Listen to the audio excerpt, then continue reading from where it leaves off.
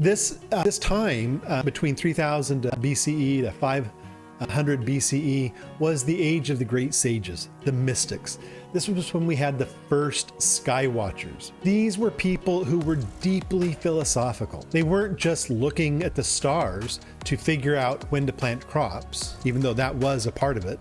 When to go to war, yeah, they did that. The kings wanted that kind of information, but they were ultimately looking at the sky to understand the architecture of the soul. They understood that the movements of the heavens were not just random. They were a language.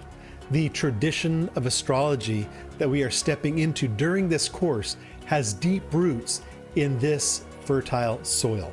It was born in a time when science, religion, art, and magic were not four different subjects, but four different dialects of the same language. The people of this time understood that you could not separate the observer from the observed. They knew that the consciousness of the person looking at the star was just as important as the star itself. Just like in modern science, how we know in quantum physics that once we observe or measure a particle, then the wave function collapses. We either know its location or its velocity. You know, we only know a certain amount of information, and all the other stuff, like if its location is known but its spin is not, or its spin is known but its location is not, these kinds of things.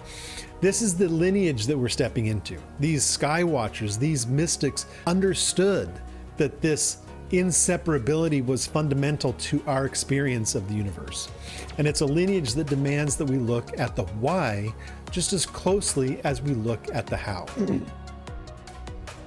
The specific philosophical direction that this course is rooted in is the Hermetic tradition. Astrology is deeply rooted in the Hermetic tradition, especially the Western astrology, but even the Vedic astrology came from those roots. This is the esoteric space where Western astrology truly lives and breathes.